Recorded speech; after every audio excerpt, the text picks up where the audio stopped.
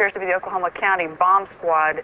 It's their bomb disposal unit, essentially, is what it is, and it is what they would use to, if the report that we gave you just a few moments ago turns out to be correct, that they have found a second explosive device of some kind inside this building, they'll back that trailer down there, and the bomb squad folks will go in, and they will use that trailer. You see the bucket on the back there, sort of, this is how they would transport the explosive device away from this populated area to try to do something with it. Confirmed through federal authorities that a second bomb has been found inside that federal building in Oklahoma City. It was an explosion at 9 o'clock this morning that did that damage you're looking at right there, blowing off the entire north face of that building. Again, you're looking at the north face there. A second bomb was found on the east side of that building. A bomb squad is on the scene. That second bomb has not exploded. We don't know quite the status yet, if they've managed to defuse it, but it has been confirmed that a second bomb was found on the east side of that building. I just took a look down the street at the Morrow building again. I see another bomb truck going, so apparently they're going to try to get out that third bomb that's been talked about. Still a lot of activity around the Morrow building. Security concerns that another one still might go off. That's what everybody's worried about. At the present time, the medical teams downtown are unable to get into the wreckage to retrieve more of the injured because of the presence of other bombs in the area. I've been told by the police department that just as soon as those bombs are defused, they will permit the medical teams to enter. Just for a second, we want to update our audience that the Justice Department is reporting that a second explosive device has been found in the A.P. Murrah building in downtown Oklahoma City. Mike, you're still with us, aren't you? Yes, I am, and I might tell you in addition to that, in fact, what we were told at the scene a few minutes ago was that, in fact, 2 different explosive devices were found in addition to the one that went off. So a total of 3. A total of 3, and of course then there was mass confusion whenever there were hundreds of spectators in the area, and when they heard that there were other bombs in the building, people were running from the area in the opposite direction. I was shocked when I saw this. I actually called the attorney being interviewed here in May of 2006. To his credit, he even returned my phone call.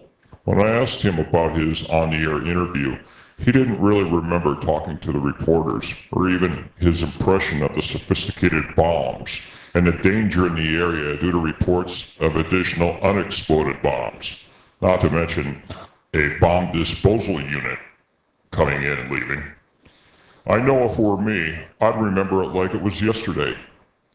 Not too many people live such an event-filled life that being on the scene of a major bombing like the Murrah building would fade from memory over time. Unless, of course, you happen to be a Republican working in the Ministry of Party Justice.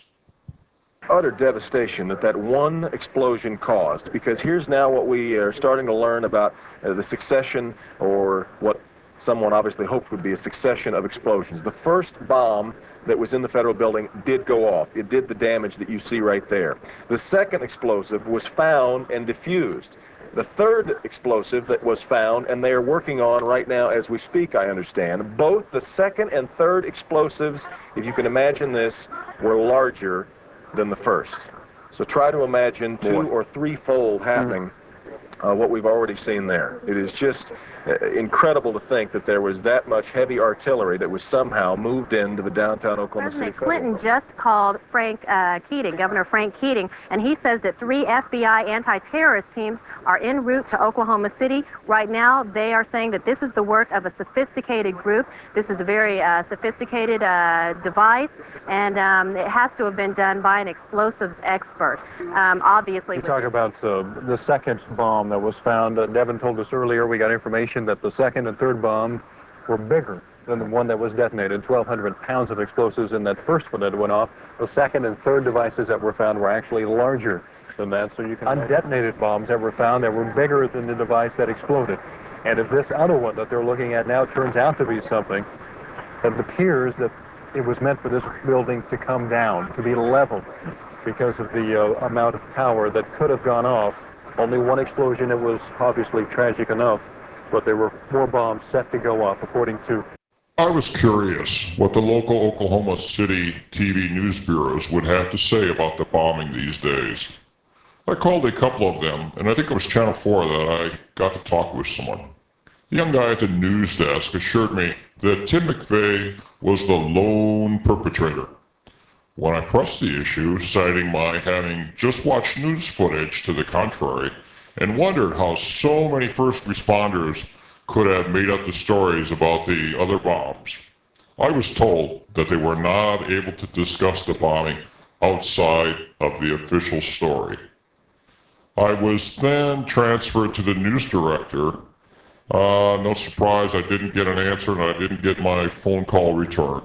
Joseph Goebbels would be smiling today. The question is, why that building? And was it Waco? Is it Nation of Islam? We should find out an awful lot when the bombs are taken apart. I think it was a great stroke of luck. As you're mentioning, it's hard to talk about luck on a day like today in Oklahoma City, but it was a great stroke of luck that we actually have got diffused bombs. It's through the bomb material that we will be able to track down who committed this atrocity. Why was every badge-carrying federal agent absent from work at 9 o'clock on a weekday morning? Their offices staffed only with civilian clerical workers. Check out the analysis of General Parton on the impossibility of a truck bomb being able to bring down the building. It's not rocket science. Check out this site for starters, www.oilempire.us/Oklahoma-city.html. As a result of this so-called domestic terrorism, the Clinton administration signed an anti-terrorism bill. We hear a lot about the Patriot Act and the Military Commissions Act and Bushko's executive orders, but the attack on our civil liberties has been going on for a long, long time. Just a little more quietly. I'm sure many of you were shocked after seeing these clips that you've just seen that were such a horrendous act of terrorism. Or what would the motive possibly be? Well, let's remember a couple of things. First of all, it's been said that those that forget their history are destined to repeat it. And it's also been said that history was written by those that hanged the heroes. We're now just finding out, and it's becoming common knowledge, that the attack on Pearl Harbor wasn't the surprise attack we were all told it was. In fact, the powers that be knew days ahead of time that the attack was pending. And then there's the Northwoods documents that were released in 1961, in which the Joint Chiefs spelled out plans to attack their own ships, sink battleships, let off bombs, and have terrorist attacks here in the United States to instill patriotism and raise anger against the communists so that we could find an entry into the Cold War. We all know that war makes money. And the events at Pearl Harbor and the very existence of the Northwoods documents should represent a mindset and a clear intent of the powers that be to involve themselves in clandestine operations and to sacrifice the lives of our men and women in uniform and civilians as well, as long as it will legitimize their involvement in some sort of a military conflict. Let's look at the world situation today. The United States is the only remaining world superpower. Russia is our best friend now, or so we're told, and China is our biggest trading partner. Simply ask Walmart or Dollar General or any other major retailer where most of the goods are manufactured in China. Well, if there is no world superpower boogeyman or enemy to be watching over, well then what better enemy to have than a nameless, faceless enemy without a country that can strike at will in any corner of the globe? The war on terror. A war that, as Dick Cheney has said, could last for decades. Yes, war means money.